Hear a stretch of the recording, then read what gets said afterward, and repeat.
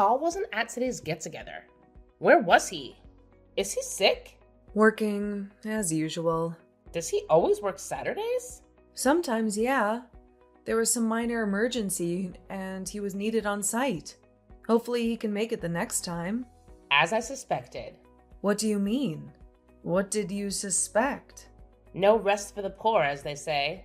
I guess it can't be helped. When you're poor, you need to work as much as possible to make ends meet. I read in a magazine the other day that some poor people work up to 20 hours a day, 7 days a week, and they still can't afford to put their kids through school. I knew that was the case the minute I laid eyes on your husband. I said to myself, that man looks like he doesn't have a penny to his name. None of my business, though. I'll stay right out of it and keep my opinions to myself. That just now was keeping your opinions to yourself? Sounded like you've already made up your mind about him and our family. I'm just saying. I'm a good judge of character. I took one look at him and thought at once that he was probably doing 3 or 4 jobs to put food on the table. You poor guys. If you ever need anything, cans of soup, the odd lasagna now and then, you just sing out, okay? We can't have you all starving to death because of pride. There's nothing wrong with asking for a little help from those more fortunate than you. I see. Thank you so much for your charity. He's nothing like my Oliver. I bet your husband doesn't have a single piece of clothing worth more than a few dollars. That's the impression you got?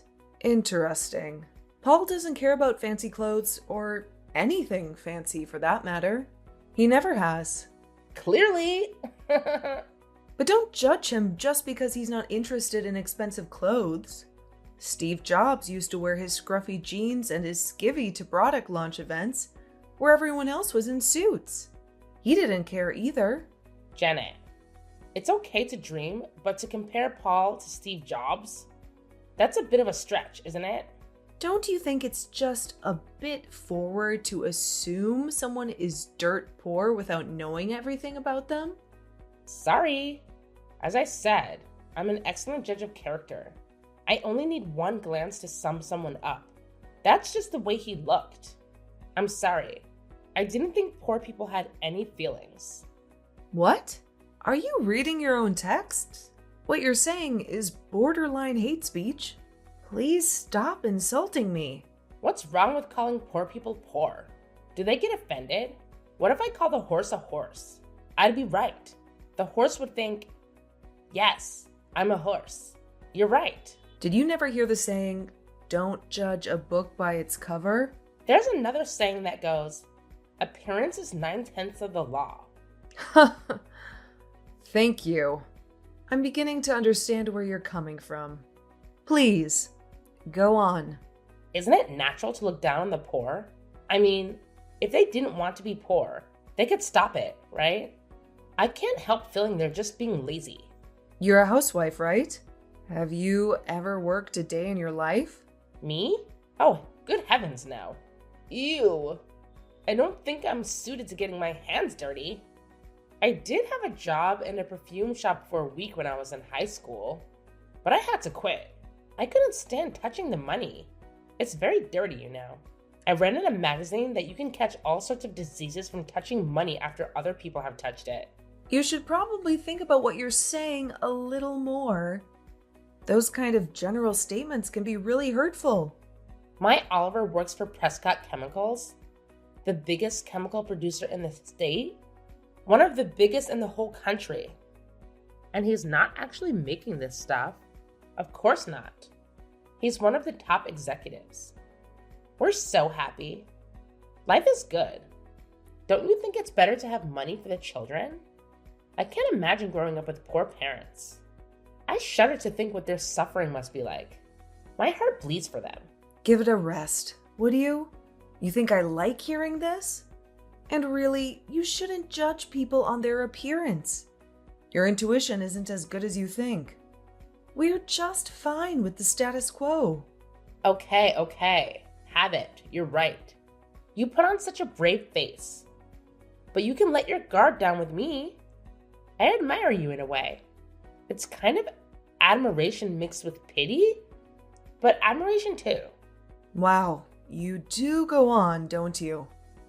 I can assure you, we are fine. Well, if you don't at least buy your kids nice clothes, they end up just like their appearance.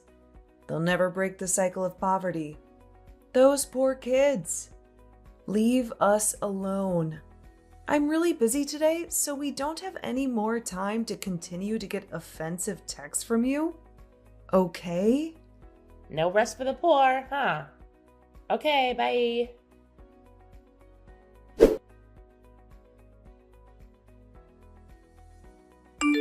Montana, have you got a moment? Did you take my family's name off the list for the next gap together? Why did you do that? Oh, I didn't think you'd be able to make it. What?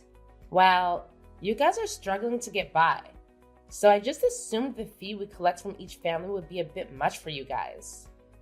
I didn't want you to have to break the bank to come. That money would probably be better off spent on the kids, wouldn't it? I thought I'd spare you the shame and embarrassment of having to tell the others the reason why you couldn't make it. And don't worry, your secret is safe with me.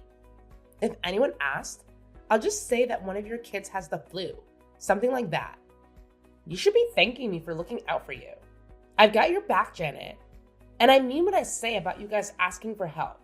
We're always ready to lend a hand to the less blessed in our community. What are you talking about? Don't just go assuming things without even asking, okay? Our mothers have asked me why you would do such a thing. Well, I just don't like poor people. I want to help you realize that it doesn't have to be this way. I said we'd help you if you needed it. But it's more to help you realize the situation you're in and help push you into action. I don't like the poor. They bring me down every time I see them. By some miracle, you've managed to make your way into our group. I thought it was very odd, such a poor family being a part of our group. But it is what it is, and I'd like you to try and pull yourself up from the poverty you're in. It can't be very pleasant, living like that. I'm not following you at all. You've imagined some poverty-stricken family that you seem to have conflicting feelings about. All 100% of creation of your own mind. Based on nothing but seeing my husband wearing clothes that weren't designed by some famous Italian. You know nothing about my family. You just made up your mind about us based on nothing. And now you won't even keep me in the loop on school events? Taking me off of the list of participants? That's going too far. I've had enough of this, Montana. I will not tolerate the poor being a part of our circle. It's not right. Either you do something about your situation or you're not welcome. It depresses me seeing you and your bedraggled husband. Those poor, poor children. My heart breaks. It's best you don't come to any more meetings. People really don't want to rub shoulders with your type, and they literally don't want to rub shoulders with your husband. Our designer clothes might get dirt on them. That's enough. You don't have a shred of common decency in you. All this acting like you want to help, and then the next text you send is a direct attack on my family and your preconceived notions of how we live our lives. I could say the same about you. You could? How so? You're dirt poor, and yet you think you have the right to join our group. That's not how it works, Janet. You're being very presumptuous to think we would welcome someone of your low status into our group. Some of the families in our circle are practically local royalty. Have you ever seen the kind of cars the children are dropped off in? I still have no idea how you managed to send your children to our school. It's a total mystery. Is there some kind of outreach program? A secret scholarship for the poor that I'm not aware of? That really is enough. Your lack of grace and compassion is mind-blowing. How did you become such a snob? Mind-blowing? I think you'll find my way of thinking is the majority. I have the support of all the other mothers in the group. You're the lone wolf. Need I remind you that my husband is an executive at one of the biggest companies in the state? I did tell you that, didn't I? Your husband's job has absolutely nothing to do with how you treat other people. I think you'll find it does. We're the elite of the city.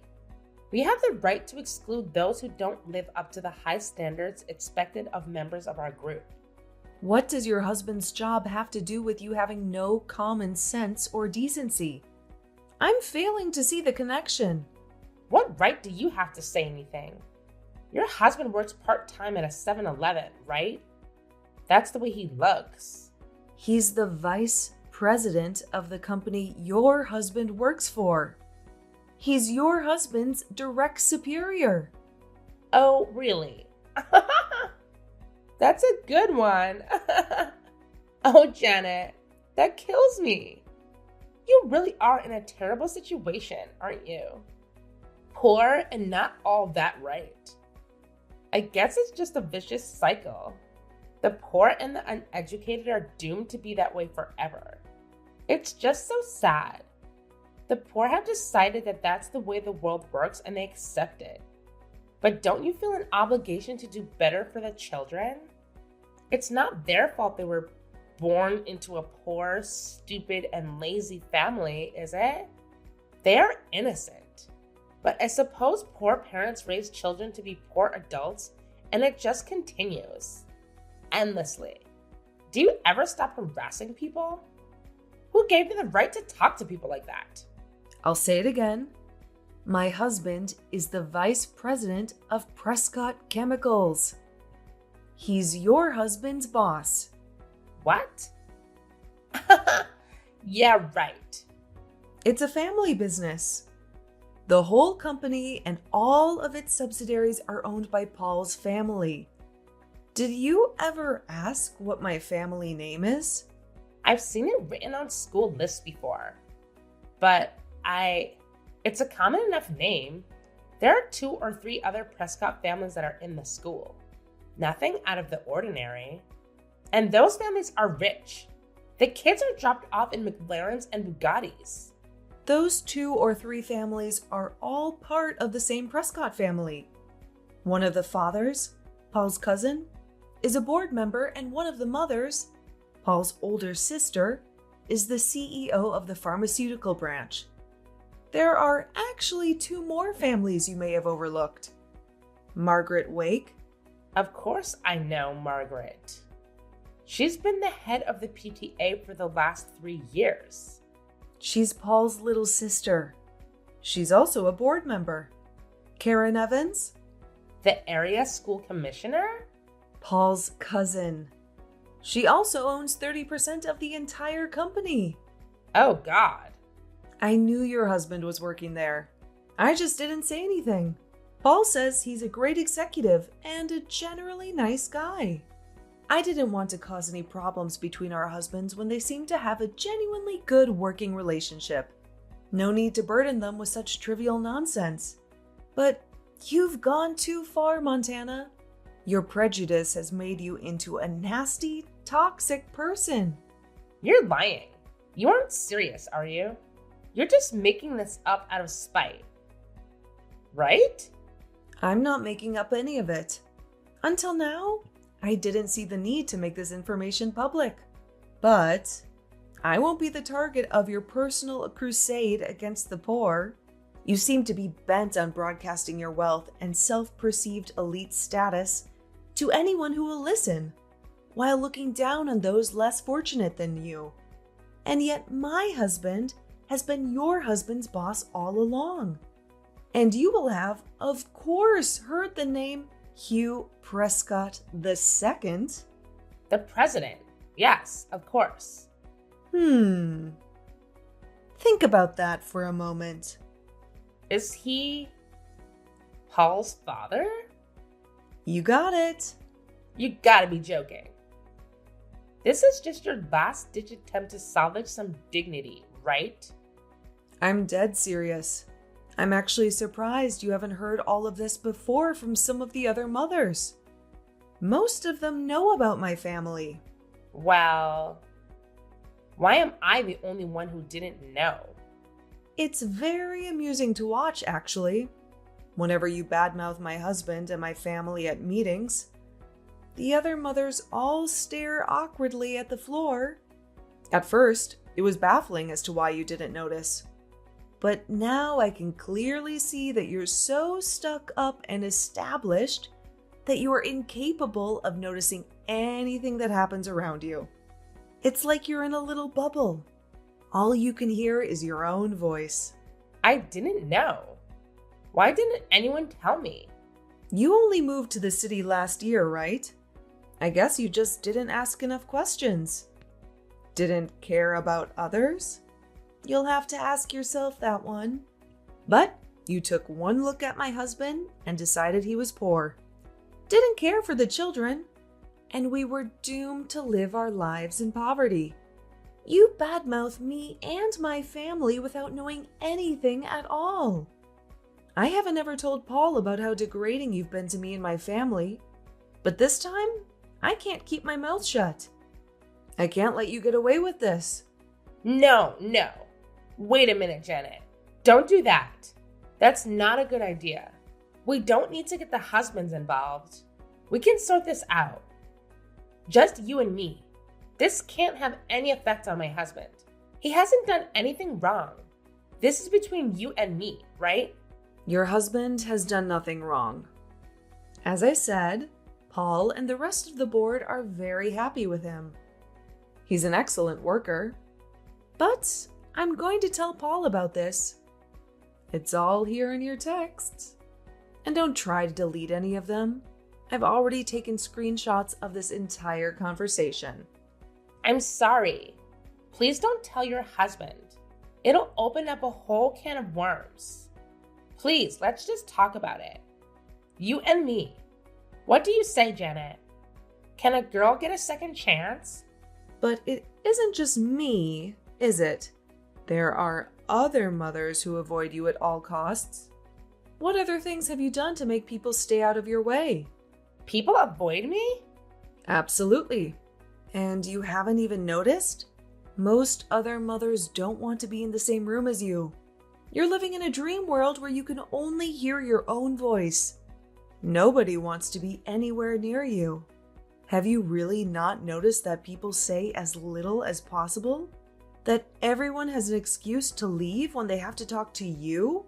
I did think that the children in this town do get fever more than other places. Why do people avoid me? I'm nice to everyone. I'm always organizing school events. I thought I was popular. I'm wealthy, dress well. What's not to like? Just being rich doesn't automatically make you popular. Why would you think that? Most of the families that have children that are in school are wealthy. It's a level playing field, and yet you seem to think you're at the top. What makes you think you're better than everyone else? Or is it some insecurity that makes you want to assert dominance over those less fortunate? You thought my family was poor, so you focused all your attention on me. Did it make you feel better to be so patronizing? Oh, and Montana? Just one more thing before I let you go. What else could there be? I know you've been seeing the third grade teacher, Mr. McCarthy. What? What are you talking about? There are witnesses and photos. That's an outright lie. Oh, really? They've been shared amongst the mothers group. Everyone's seen them. There's no doubt it's you. Some of them are very damning for a married mother. They could be extremely problematic should they fall into the wrong hands. If someone should, I don't know, forward them to your husband? Everyone has seen them. Yep, every single mother in the third grade. So, should someone with a grudge against you choose to get a little revenge, well, it would be very easy, wouldn't it? I'm not saying I'd do such a thing, but who's to say another mother wouldn't do it? You aren't very popular, so I wouldn't count on everyone keeping quiet. I'd be very worried if I were you. There is plenty of evidence. I'm thinking I should go and have a talk with the principal. What do you think? No, don't do that. This can't be happening. You're trying to trick me, right? This is an elaborate plot to get back at me for looking down on you and your family. Right? Janet! I couldn't dream up such a trivial storyline if I tried. I'm afraid it's all 100% true. Karma, Montana. The world has an uncanny way of delivering payback. But it's simple, really. It's just a natural reaction to how horrible you were. If you hadn't treated people so badly, people wouldn't hate you. Simple. Easy to understand. Wait. I haven't been having an affair, and I had no idea about your husband and his family. I'm sorry. I apologize. Forgive me. You don't have to tell your husband. Please don't do it. I don't think I needed to. I didn't want to bother either of them, but you went too far. You insulted my husband and children. I can't let that go. My husband will be contacting you. You can apologize to him directly. I will. Just please don't tell Oliver. If he finds out about Mr. McCarthy, I'll be in a world of trouble. Please promise me you won't say anything. Janet, can you promise me? I can't make any promises. What happened between you and the third grade teacher is my business. If that comes out, so be it. But it won't be coming from me. But everyone knows about it. If it comes out, you'll have to deal with that yourself. I couldn't stop it if I tried. I will say there have been strong words posted in the group chat about a teacher who does such a thing. More than a few mothers have started to doubt whether they can trust a teacher who hasn't been fair with a married member of the PTA. Personally, I think it probably should become public knowledge. The school has a reputation to uphold and can't just brush this sort of thing under the rug and pretend it never happened. Aren't you embarrassed about what you've done? Yes, of course. I let lust get in the way of my family. I'm so sorry. I apologize, Janet. I'm sorry. Forgive me. I'm sorry for what I said about you to your husband and children. I'm sorry for seeing Mr. McCarthy. I'll never meet him again outside of school. Can't you just help me out this once? Talk to the other mothers. Make sure my husband never hears about this. Please. It isn't for me to decide what happens. It's your bed. Now you've got to sleep in it. I'm not going to cover it for you. Don't say it like that. I don't know what to do. I'm finished. I thought we were friends. Friends? You aren't serious, are you? With the condescending way you've treated my family? You really can't hear anything but your own voice, can you? One glance at my husband, and you immediately thought he worked at a convenience store. And what if he did? Why does it matter so much to you what people do or how they live? It just so happens that the day you saw him, he'd just gotten back from a team-building survival camp that Prescott runs every year for its employees. That t-shirt with the holes in it even had Team Building 2012 written on it. Paul has been leading the camp for the last decade. Your husband was in that camp, but you didn't even think to put two and two together. As I said, you're in a dream world. Your self-centeredness is at the heart of this. You also tried to kick me out of the mothers group. Have you forgotten that? Friends? Why on earth would I consider you a friend? Sorry. That wasn't what I wanted to do. I was trying to help you. Remember they were all lasagna? I was only joking with you. I didn't really mean all those things I said. Just a bit of teasing between friends. It's too late. The other mothers have all said they're blocking you and won't take your calls. Block me? Nobody wants to have anything to do with you. All you do is trash talk people. You never have a nice thing to say unless you're talking about how much money your husband makes. Everyone in the group is wealthy, so nobody cares about your husband's salary. And just for the record, I know how much he makes. Because, Montana, you have never once asked me what I do for a living. I thought you were a housewife. Nope. Think again. I'm the Chief Payroll Officer of Prescott Chemicals. Oh. All you do is look down on and criticize people. And to top it all off, you have an affair with your children's teacher? Can't you see yourself? Take a step back and look at how you've behaved. It's atrocious. I regret it all. I repent. I'll never do it again. I'll resign from the PTA. I'll never leave the house again. Just please help me. If those photos get sent today, he'll divorce me. I'll lose everything. I think you need to have a good long talk to your husband. Confess. Who knows? Maybe he'll forgive you. All will be revealed in the end. It's better he hears it from you rather than someone he doesn't know well. We are going to tell the principal, though. Stop them, Janet. Don't go to the principal. I'm done with Mr. McCarthy. I'll finish it right now. I'll text him. Don't make this worse than it already is. If people actually liked you, they might consider keeping it a secret. But it's too late. Goodbye. I'd say good luck, but I don't care what happens.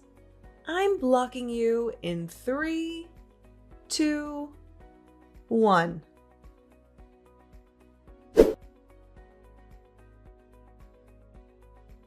Montana started trying to butter up the mothers of her group by sending presents and overly flattering handwritten letters. But it was all far too late. Because Prescott Chemicals and all of its subsidiaries were full of Paul's family members, the group soon found out that Isla's husband was just a regular chemical factory worker and not a high-ranking executive after all. And, as icing on the cake, her husband found out about her affair with the 3rd grade teacher and filed for divorce.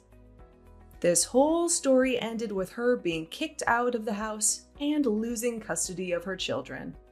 Her extreme selfishness and prejudice to others came back to bite her. It really is true what they say. What goes around, comes around. Hi, Daddy. Do you have any idea what time you might be able to make it home tonight? Well, sweetheart, it looks like it's going to be a long day at the office.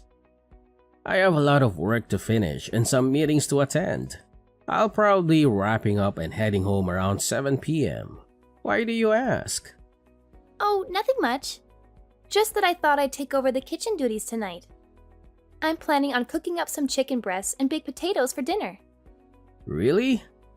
That sounds fantastic. Chicken breasts and baked potatoes are my absolute favorite.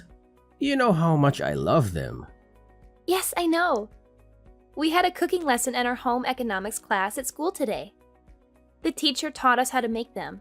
And guess what? She said mine were the best in the class. She said they were juicy, tender, and flavorful. So I thought, why not make them for dinner tonight? That's wonderful, Jenny. I'm really looking forward to tasting your cooking. If it's as good as you say, maybe you can take over the kitchen more often. You know I'm not very good at cooking, and Mom is always busy with work. Well, just a heads up. If you don't finish everything on your plate, I might get a little upset. I've put a lot of effort into this. I've even prepared a salad and a dessert to go with the main course. Oh, don't worry about that at all. I'm sure it's going to be delicious. and I'm very hungry right now, so I'll probably eat everything you make. By the way, isn't Mom going to be home for dinner tonight? No, she mentioned this morning that she has to work late again and won't be able to join us for dinner. She said she has an important project to finish and a deadline to meet. Oh, I see. I wasn't aware of that. Well then, I'll try my best to wrap up here as soon as possible and head home. See you in a bit. Okay, can't wait for you to try my cooking. I hope you like it as much as I do.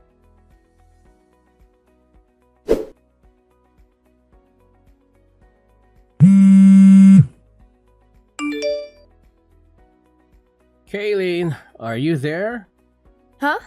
What is it that you need? I'm currently swamped with work. I have a lot of deadlines to meet and a lot of reports to write. Kayleen, are you planning on working late again tonight? Yes, I am. Is there a problem with that? Kayleen, remember our conversation last night? You promised me that you'd try to come home early today. We agreed that we should try to minimize the time Jenny spends alone at home. Did I say something like that? I don't recall making such a promise. Besides, there's not much I can do about it. It's work. Working moms are always busy. That's not a valid excuse, Kayleen. We're both busy. We had a discussion about this just the other day. We agreed that we need to be more present in Jenny's life. She needs our attention and support, especially at this age. What? Are you trying to paint me as the villain here? That's not my intention, Kayleen. We made a mutual decision to try harder for Jenny's sake. You've been working a lot of overtime these past few months. And you've been delegating household chores to Jenny too, haven't you? She's still in junior high. She should be focusing on her studies or spending time with her friends, not doing laundry and cooking dinner for us. What's the big deal? If you're so concerned about Jenny being alone and doing housework, why don't you quit your job and stay at home? And have us all live off of your income? You're a temporary worker, Kayleen. Your income isn't stable enough to support us all. You don't have any benefits or security in your job. Oh, so now you're looking down on me because I'm a temp worker? You're such a hypocrite. You were the one who encouraged me to get a job in the first place, and now that I have one, you're still not satisfied? You're impossible! I'm not looking down on anyone, Kayleen. You suggested that I quit my job, and I'm just explaining why that's not feasible. And let's not forget that you don't contribute any of your earnings towards our family expenses or bills. If I were to stop working, we wouldn't be able to maintain our current lifestyle. We'd have to cut back on a lot of things. Well, raising a child is hard work, and being a temp worker was the only option I had. Maybe if you quit your job and stay home, I could find a stable full-time job and support us. Well, anything is possible. There's something I've been meaning to tell you. A woman doesn't want to be financially dependent on her man. She wants to be able to support herself financially. That means I don't want to be stuck at home having you dictate what I can and can't buy because of our budget constraints. I want to earn my own money and spend it on whatever I want, whether you approve or not. You need to understand that. I'm not quitting my job just so I can stay home with Jenny. Okay, Kayleen, I understand where you're coming from. My main concern was for our daughter's well-being.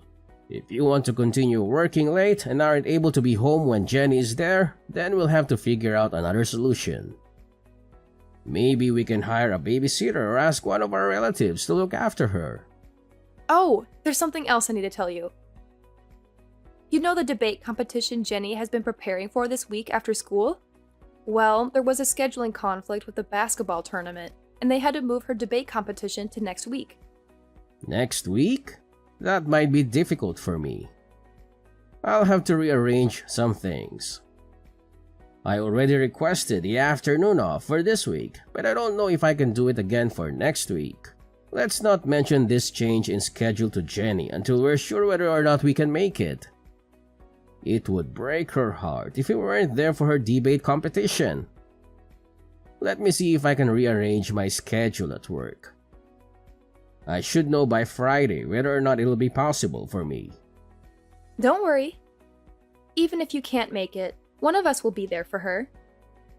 She'll have someone there cheering her on. Okay then. If her debate isn't this week, then I guess I'll tell my boss that I won't need the afternoon off after all. Hopefully, someone will be able to cover for me next week. Okay. We won't mention anything about this change in schedule to Jenny until we're sure.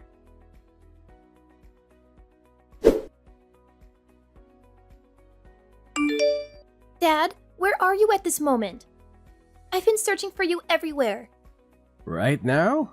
I'm still at the office, sweetheart. Is there something you need from me? Don't worry, I'll make sure to be home in time for our dinner together. Whatever. I can't believe you would just cancel our plans without even having the courtesy to inform me. What are you talking about? I'm really upset with you right now. I don't even want to see your face anymore. What? Jenny, what happened? Did I do something that upset you? Can you tell me what it is that I did wrong? Jenny, are you still there? Jenny, please talk to me. I'm worried about you.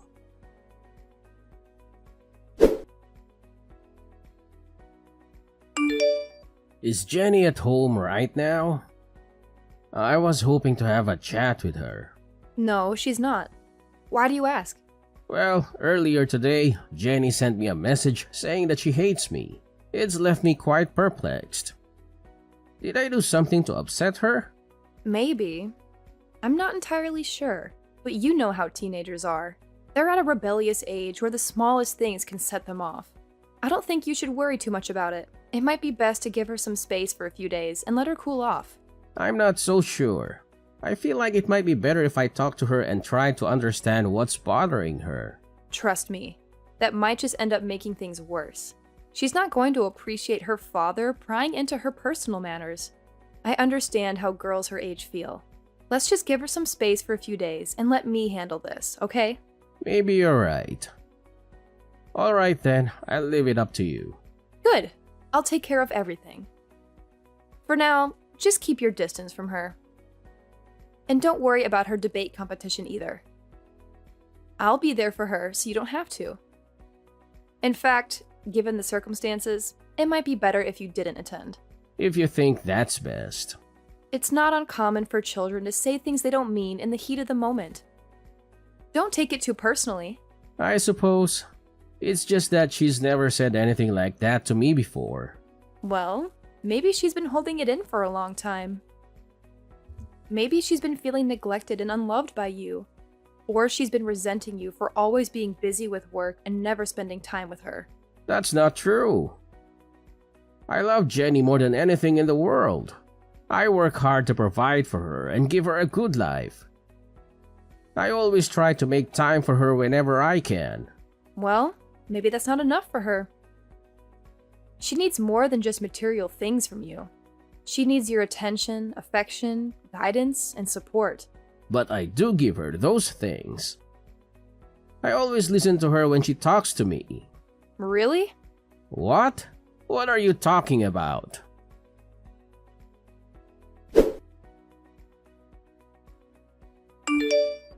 Jenny, what do you think about going for a drive tonight? Just you and me. It's been a while since we've had some quality time together, just the two of us. We could use this opportunity to catch up and talk about anything that's on your mind. No, I don't feel like it. Jenny, I've noticed that you've been avoiding me these past few days. I'm not sure why, and it's really bothering me. If I did something to upset you, I want to make it right. Can you at least tell me what's wrong? I'm here to listen. It's about my debate. You never came to see it. You said you'd come. You promised. Huh? Your debate? But isn't your debate scheduled for next week? No, it's over. What? Are you serious? Your mom told me it was rescheduled to next week. It wasn't rescheduled. Jenny, I'm so sorry. It's not just that. You told Mom that I'm ugly and stupid, didn't you? Mom's friend told me you said it. What? Jenny, I would never say anything like that. You're the most beautiful girl in the whole world. And I know you're smart. That's why you were chosen to join the debate. Everyone knows you're smart. You're just saying that to make me feel better. And I know you stole some of my favorite clothes from my closet. What? Why would I do that? Why would you think I would do any of those things? Jenny, you know how much you mean to me. But... so, it wasn't you? Sweetie, I would never do anything like that. And you didn't say I was ugly and stupid? I never said that. I swear. Anyway, Jenny, I'm so sorry. I missed your debate. I feel terrible. It's not next week? It's really over? Yeah. I'm sorry. I don't know how this mix-up could have happened. I should have been there for you. I really wanted to go and watch you. I swear. Yeah, I know. I'm sorry too. So, sweetie, who was it that said I was saying bad things about you? Which one of Mommy's friends? The guy that Mom brought to my debate with her. Huh? I didn't know who it was, so I felt really strange when I saw him with her. And after the debate, the three of us went out for dinner. And her friend was acting like he had known me for a long time. He was way too friendly. It was kind of creeping me out. Was it someone you know? No, that was the first time I had ever seen him. I see. How about we talk more about all of this tonight? And let's not tell Mom about our conversation, okay? Okay, let's go out for dinner. We haven't done that together in a long time. That sounds like a great idea. I'll be leaving the office in a few minutes. See you soon. Okay. That night, Jenny told me a bunch of things my wife had been doing. Most of what she told me were things that I didn't think should be coming from the mouth of a junior high student.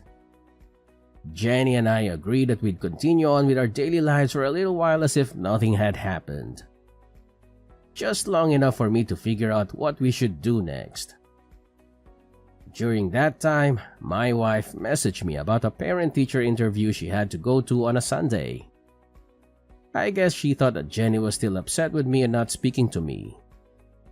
She told me that she'd go to the meeting with Jenny and suggested that I go and visit my parents that day to take my mind off of Jenny and the parent-teacher interview. That's just the opportunity I was waiting for to put my plan into action.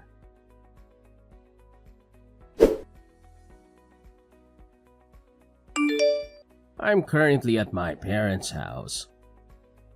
How are things on your end? Is everything going well? Everything's going well here. The parent-teacher meeting isn't scheduled until later this afternoon. We're just taking it easy at home and watching some TV. It's a nice change of pace.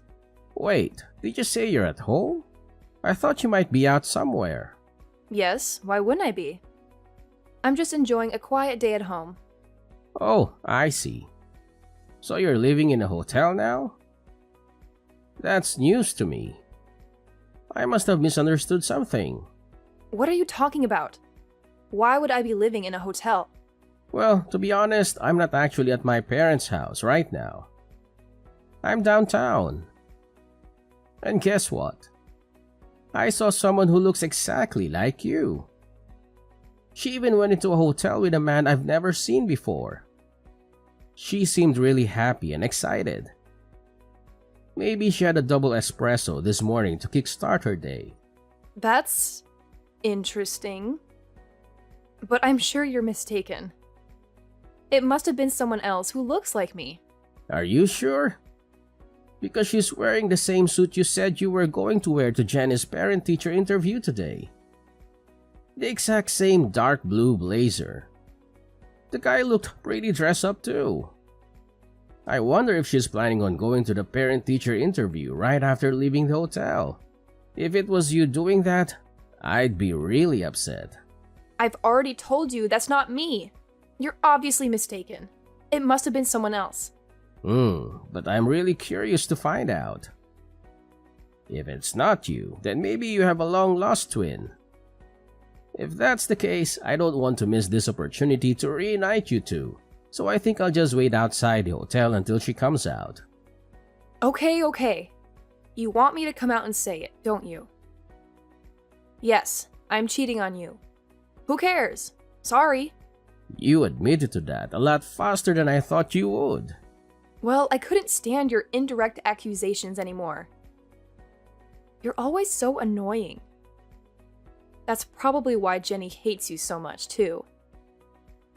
By the way, I'm leaving you and moving in with my new boyfriend. What? What are you talking about? Exactly what I said. At first, I was going to make you take Jenny, but my boyfriend said he'd feel sorry for her if she wasn't with her mom. So he figured it'd be better if Jenny came to live with us. Is that really what Jenny wants? Of course. She doesn't want to live with you at all. Well, Jenny is the one who told me that you'd likely be with that guy today. What? Do you really think I'm that naive? A parent-teacher meeting on a Sunday afternoon?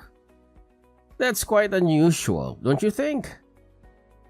And by the way, Jenny mentioned that the guy you're with was trying a bit too hard to be nice to her. It was making her uncomfortable. What are you talking about? And she also mentioned how overly affectionate you were being with him. You were trying too hard to get Jenny to like him. She could tell that neither of you were acting like yourselves, especially you. Ugh, that ungrateful child. Kids aren't as naive as you think. They can see right through someone when they're being insincere. Whatever. You and Jenny can do whatever you want. I'm leaving both of you. If you want, you can sue me for compensation money. I don't care. My boyfriend will pay it for me. He's wealthy, so it won't affect him at all. You know, I don't think that guy is really interested in you. What are you talking about? Jenny told me that some of her clothes have gone missing from her room. Have you been inviting that guy over to our house? Yes, he's been over. But her clothes are missing? Jenny's clothes?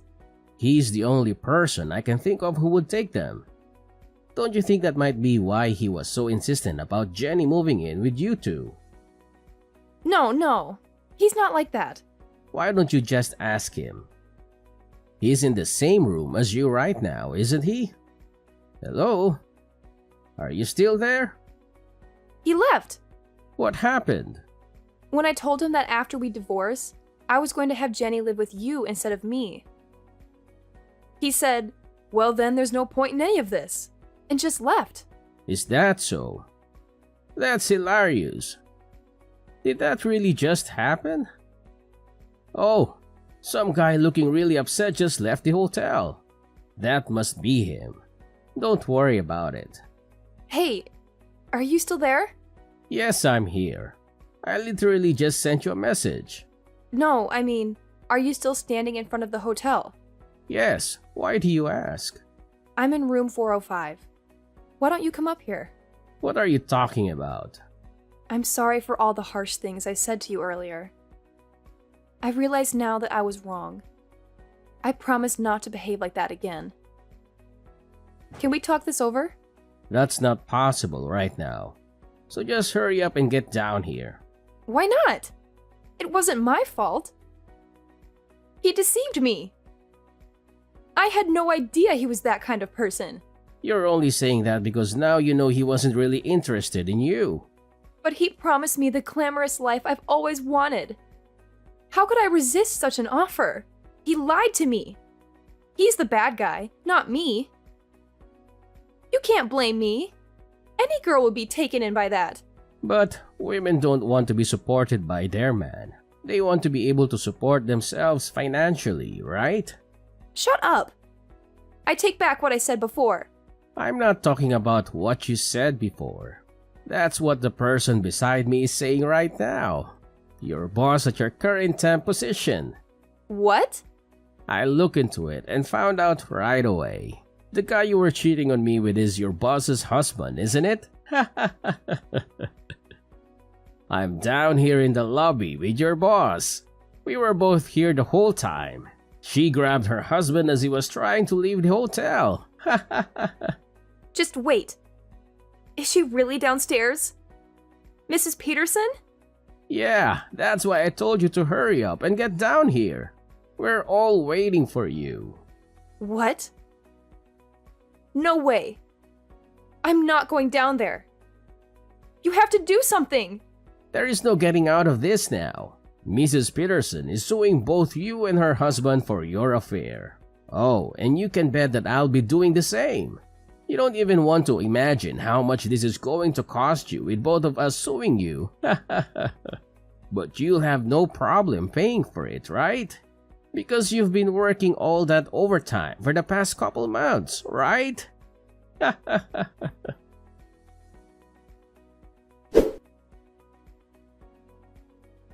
After that, Kaylin tried to sneak out a back way, but we had planned for that, and Mrs. Peterson caught her on her way out. Knowing there was no way she could talk her way out of this one, she decided just to bawl like a little baby. I don't know why she thought it would work. Neither of us were feeling any pity for her.